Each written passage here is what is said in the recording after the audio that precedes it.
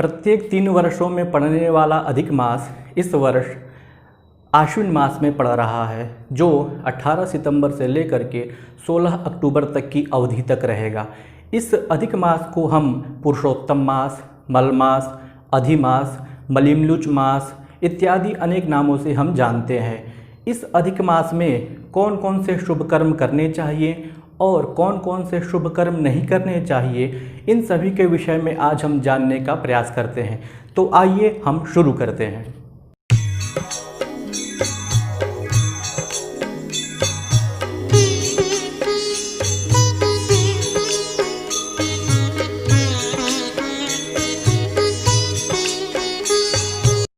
तो सबसे पहले हम चर्चा कर लेते हैं कि इस अधिक मास में कौन से संस्कार किए जाते हैं और कौन से संस्कार नहीं किए जाते हैं। जैसा कि हम जानते हैं कि हमारे सनातन परंपरा में षोडश संस्कारों का अत्यधिक महत्व है और इन संस्कारों से संस्कृत होता हुआ मनुष्य समाज में उन्नति, कीर्ति और यश को प्राप्त करता है।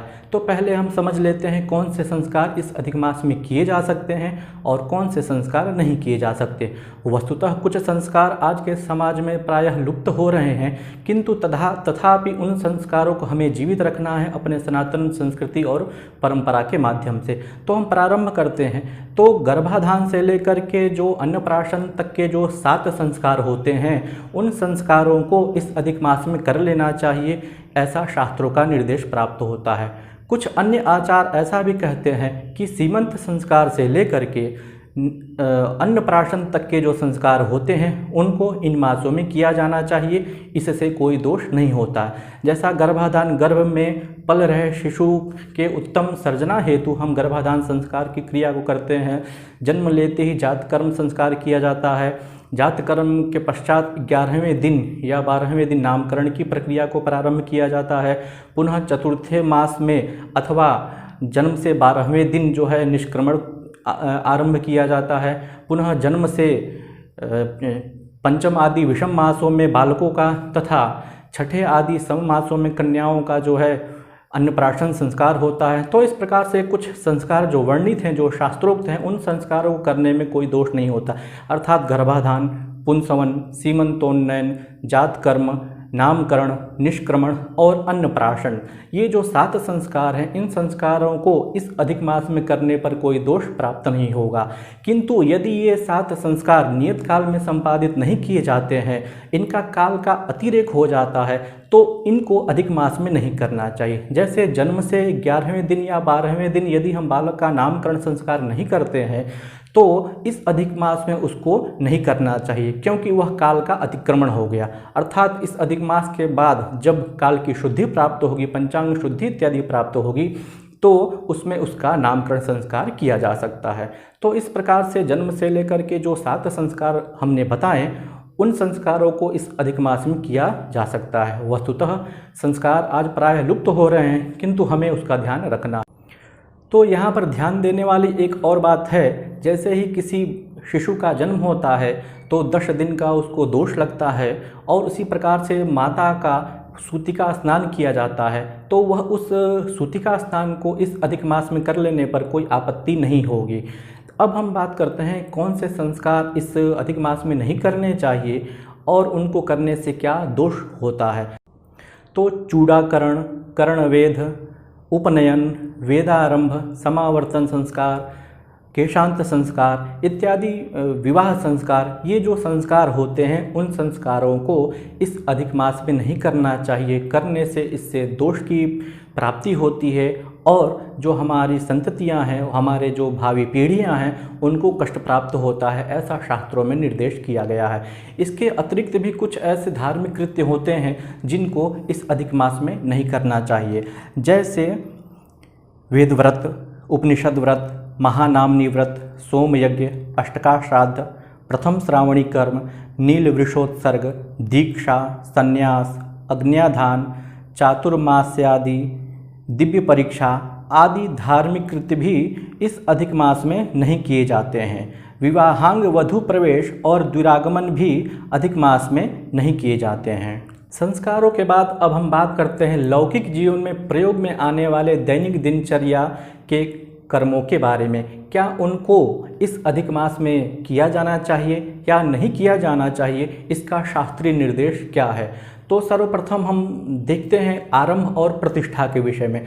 अर्थात जब भी हम किसी वापी का निर्माण करते हैं, कूप का निर्माण करते हैं, भवन का निर्माण करते हैं, तडाग का निर्माण करते हैं या जल इत्यादि जो भी हमारे संसाधन हैं उन संसाधनों का निर्माण करते हैं, तो उनके निर्माण की जो प्रारंभ होता है उनकी जो प्रक्रिया होती है उसकी प्रक्रिया को इस अधिक मास में नहीं करना चाहिए और इन सभी की प्रतिष्ठा भी इस अधिक मास में नहीं की जानी चाहिए। जैसे हमने मंदिर की प्राण प्रतिष्ठा करनी है अथवा हमें गृह प्रवेश करना है अथवा कूप की प्रतिष्ठा करनी है, तड़ाग इत्यादि की प्रतिष्ठा करनी है, तो इन सभी कर्मों को इस अधिक मास में नहीं किया जा सकता।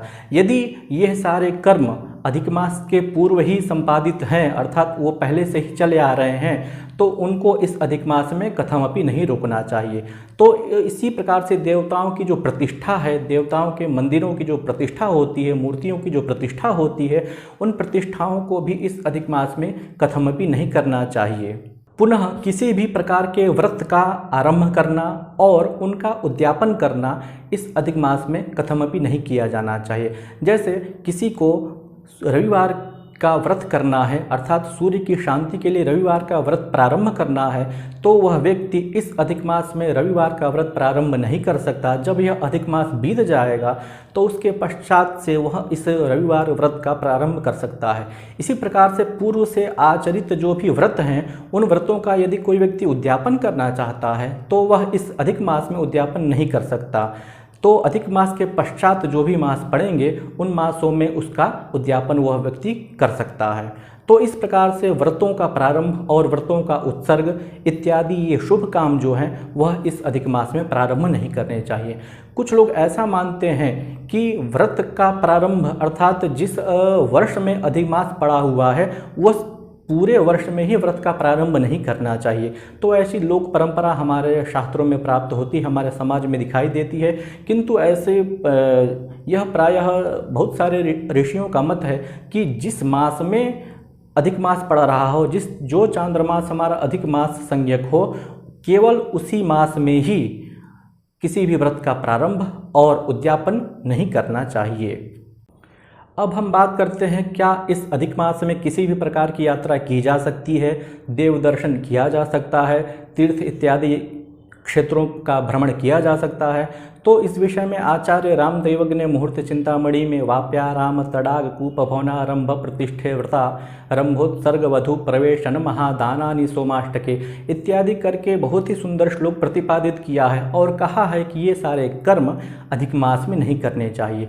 तो उसमें आचार्य निर्देश देते हैं कि इस अधिक मास में कोई दीर्घकालिक यात्रा हो, जैसे विदेश यात्रा हो, उन यात्राओं को इस अधिक मास में प्रारंभ नहीं करनी चाहिए। जो दैनिक दिनचर्या की यात्राएं हैं, जो छोटी मोटी यात्राएं हैं, उन यात्राओं को तो हम कर सकते हैं, किंतु जो दीर्घकालिक यात्राएं हैं उनको इस मास में नहीं करना चाहिए। इसी प्रकार से प्रथम बार कोई व्यक्ति तीर्थ क्षेत्र में जाना चाहता है, वहाँ पर रहना चाहता है, उस तीर्थ क्षेत्र में स्नान करना चाहता है, तो उसको प्रथम बार यदि वह कर रहा है तो उससे बचना चाहिए, अधिक मास में उसको नहीं किया जाना चाहिए। इसी प्रकार से प्रथम बार कोई व्यक्ति देव दर्शन करना चाहता है वह भी इस अधिक मास में नहीं कर सकता। अधिक मास के पश्चात जो भी मास आएंगे उन मासों में वह प्रथम बार देव दर्शन कर सकता है। इसके बाद कोई व्यक्ति यदि किसी बड़े अधिकारी से मिलने जा रहा हो, राजा तुल्य जो अधिकारी हैं उनसे मिलने जा रहा हो, तो भी वह इस अधिक मास में नहीं करे। ऐसा शास्त्रों में वर्णन किया गया है कि उसको इस अधिक मास में छोड़ देना चाहिए। अधिक मास के पश्चात जो भी हमारे मास पड़ेंगे उन मासों में इसको करना चाहिए। अब हम बात करते हैं दान पुण्य के विषय में, क्योंकि अधिक मास में बहुत सारे लोग दान पुण्य भी करते हैं। तो क्या दान पुण्य इस अधिक मास में किया जा सकता है? हमारे शास्त्रों में किस प्रकार की व्यवस्था बताई गई है? तो ऐसा शास्त्रों में कहा गया है कि ये जो 16 प्रकार के महादान हैं, इन दानों के अतिरिक्त जो भी शेष दान बचते हैं उन दानों को किया जा सकता है। जैसे गाय का दान हुआ, स्वर्ण दान हुआ, रजत दान हुआ, ये सारे जो 16 प्रकार के जो दान हमारे शास्त्रों में वर्णित किए गए हैं उन दानों को इस अधिक मास में नहीं करना चाहिए। इसके अतिरिक्त जो भी हमारे दान होते हैं उन दानों को इस अधिक मास में करने पर कोई आपत्ति नहीं आएगी। जैसे मान लीजिए कदाचित इस अधिक मास में सूर्य ग्रहण या चंद्र ग्रहण लगा होता तो ग्रहण के निमित्त लोग दान पुण्य इत्यादि करते। तो ऐसे में जो 16 महादान वर्णित हैं उन दानों के अतिरिक्त जो भी दान हैं उन दानों को उस अधिक मास में किया जा सकता था। तो इस प्रकार से जो भी हमारे दान की व्यवस्था है, जो षोडश महादान गिनाए गए हैं, उन षोडश महादानों के अतिरिक्त आप इस अधिक मास में दान पुण्य कर सकते हैं और भगवत की समर्चना भी कर सकते हैं। इसके अतिरिक्त जो भी हमारे दैनिक दिनचर्या व्यवहार के कर्म हैं, जैसे नित्य कर्म हैं, पूजन पाठ करना, स्नान दान इत्यादि करना, तथा नैमित्तिक कर्म जो भी हैं, जैसे अभी हमने ग्रहण का उदाहरण दिया तो वह भी एक नैमित्तिक कर्म ही होता है। किसी व्यक्ति का चला जाना, किसी व्यक्ति का शरीर छूट जाना, यह भी एक नैमित्तिक कर्म है। तो नित्य और नैमित्तिक कर्म जितने भी होते हैं, जैसे हमें विपणि का आरंभ करना है, यह हमारे दैनिक व्यवहार का कार्य है। किसी भवन का हमें रजिस्ट्री कराना है या किसी प्लॉट की रजिस्ट्री करानी है, भवन खरीदना है इत्यादि, ये सारे काम जो है इस अधिक मास में किए जा सकते हैं। इनको करने पर किसी भी प्रकार का कोई दोष का अनुवर्तन नहीं होता है।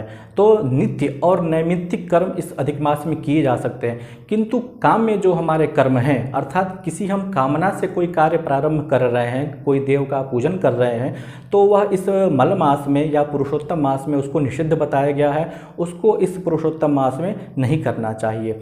अब हम बात कर लेते हैं धर्मशास्त्रीय व्यवस्था की। जैसा कि हम जानते हैं कि मल मास को पुरुषोत्तम मास भी कहते हैं। भगवान विष्णु ने स्वयं इसको अपना नाम दिया हुआ है। पुराणों में कथा आती है, आप उसको कहीं से भी पढ़ सकते हैं या देख सकते हैं।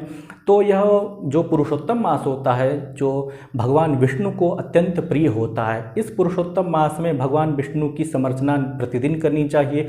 उनके जो 33 प्रकार के नाम बताए गए हैं, उन 33 नामों को उनको प्रतिदिन समर्चन करना चाहिए, उनको स्मरण करना चाहिए, भगवत ध्यान करना चाहिए।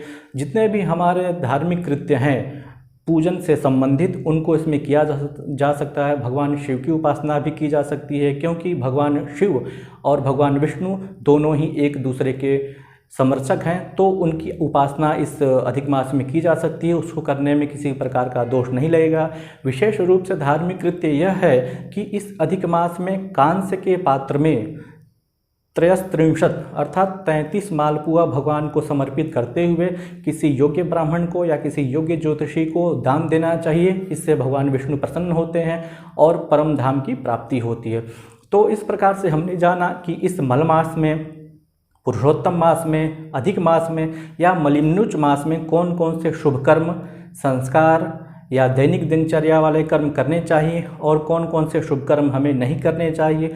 आपको यह वीडियो कैसा लगा? इस वीडियो से संबंधित यदि आपके मन में कोई प्रश्न है, कोई जिज्ञासा है या कोई आप प्रश्न पूछना चाहते हैं तो कमेंट बॉक्स में हमें ज़रूर सूचित करें। हम उस आपके प्रश्नों के उत्तर देने के लिए हम सदैव तत्पर हैं और उसका पूरा प्रयास करेंगे। यदि यह वीडियो आपको अच्छा लगा तो हमारे चैनल को ज़रूर सब्सक्राइब कीजिएगा, शेयर कीजिएगा, लाइक और कमेंट कीजिएगा।